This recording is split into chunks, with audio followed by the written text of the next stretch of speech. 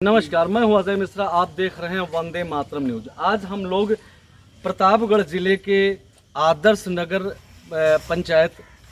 पंचायत मानिकपुर में खड़े हुए हैं। ये वार्ड नंबर 11 है ना भैया? वार्ड नंबर 11 झाऊलाल का पुरवा, जहां पे कि आज से 1 वर्षों पहले टाउन एरिया नगर पंचायत ने सोलर लाइट खरीदा था हर मोहल्ले में लगवाने के लिए, हर वार्डों में लगवाने के लिए। उसकी क्वांटिटी लगभग 65 के आसपास थी। तो 12 वार्ड भी थे हमारे नगर पंचायत मानिकपुर में। तो जहाँ पे रोशनी की अव्यवस्था थी, उस अव्यवस्था को दूर करने के लिए नगर पंचायत ने ये सोलर लाइट खरीदा था, लगभग 65 जो पता चल रहा है यहाँ पे। तो इसको ठेके पे दे दिया जाता है, वो गाड़ते हैं, फिर उसमें लगा दिया जाता है। तो रात में जब लाइट नहीं होती है तो वो जलता है और लोगों को प्रकाश प्रदान करता है। लेकिन हमारे नगर पंचायत के जो कर्मचारी हैं, ईओ हैं, चेयरमैन हैं, ये लोगों ने वो जो 65 का 65 आया यहाँ झाऊलाल के पुरवा में उतार के रख दिया रोड के किनारे। देख सकते हैं आप कि ये, और लगभग अभी मैं इसकी क्वांटिटी भी आपको बताऊंगा और समझाऊंगा भी कि ऐसा क्यों किया गया और इसका मतलब क्या था। तो देख सकते हैं, पहले मैं आपको खंभों की क्वांटिटी बताता हूं जो बची हुई है। 1 2 3 4 5 6 7 8 9 10 11 12 13 और 14 खंभे अभी बचे हैं। यानी 65 आए थे, 65 सोलर लाइट आई थी और 65 में लगभग 51 लग गए। अब 51 कहाँ लगे, प्रश्न ये भी उठता है कि 51 कहाँ लगे। तो एक तो इसी वार्ड में लगा, रोड पे जहाँ की लाइट की फुल व्यवस्था है वहां लगा। क्यों लगा? चूंकि आप समझ सकते हैं जो मेरा है वो सब कुछ मैं सैया भय कोतवाल अब डर काहे का। दूसरी बात, एक विश्वकर्मा मंदिर पे लगा दिया गया, ज्वाला देवी में नहीं लगाया गया। चूंकि ज्वाला देवी में पहले से लगा था और एक मंदिर है तो 2 कैसे लग जाए।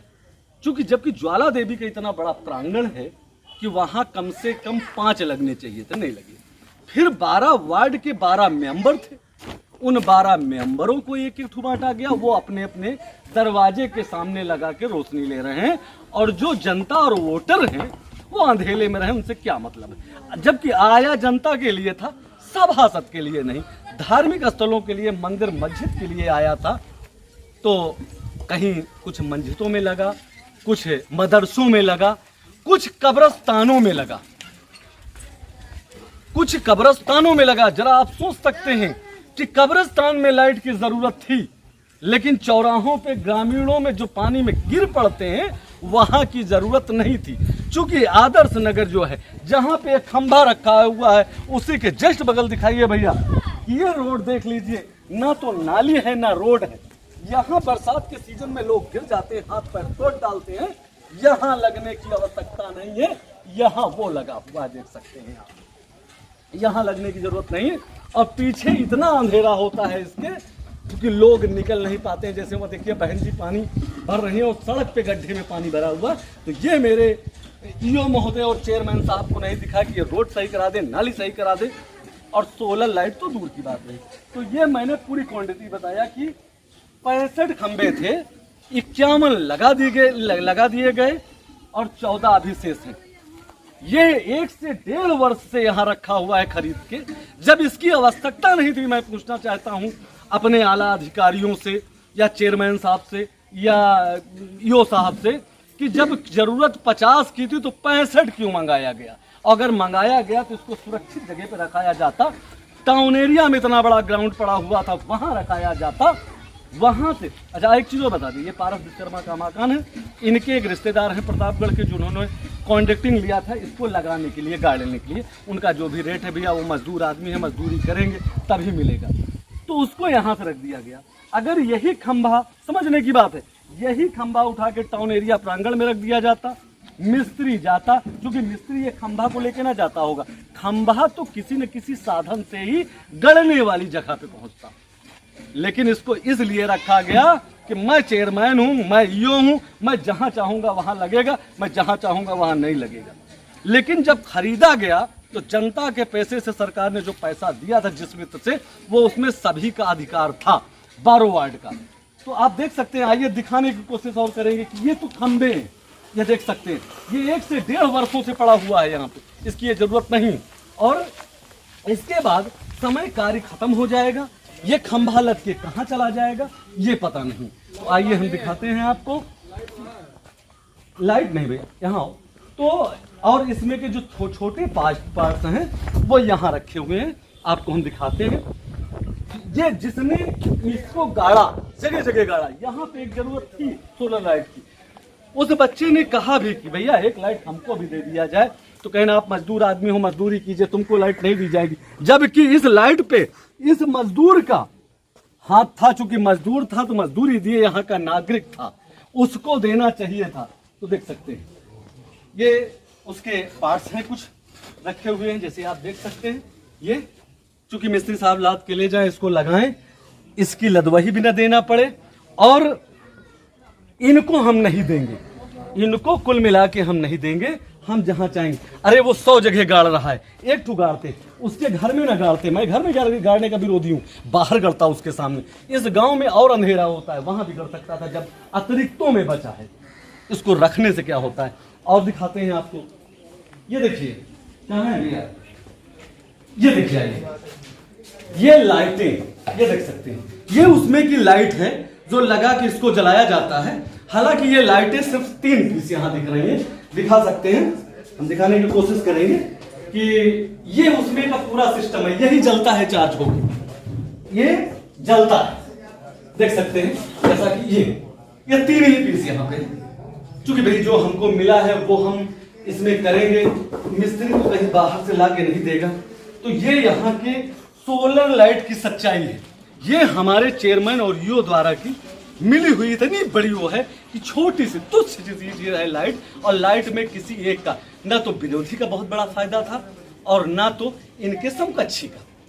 इसका मतलब तो ये था कि अंधकार को मिटाना। तो जरा सोच सकते हैं कि अंधकार को मिटाने वाली प्रकाश लाइट जो होती है उसकी चोरी की जाएगी, उसको नहीं लगाया जाएगा, और जहां जरूरत नहीं है वहां लगाया गया।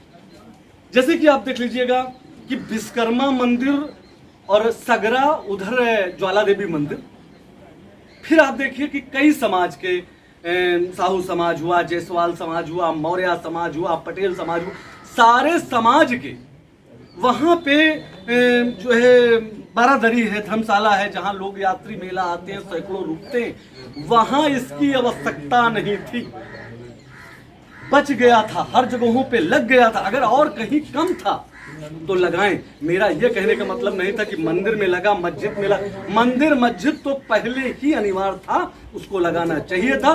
लेकिन एक जवाब मुझको चाहिए नगर पंचायत टाउन एरिया से और चेयरमैन से कि सभासद टाउन एरिया के हिस्सेदार हैं या सभासद टाउन एरिया के एक जिम्मेदार व्यक्ति जो ग्रामीणों को उजाला प्रदान करेंगे, ऐसा नहीं।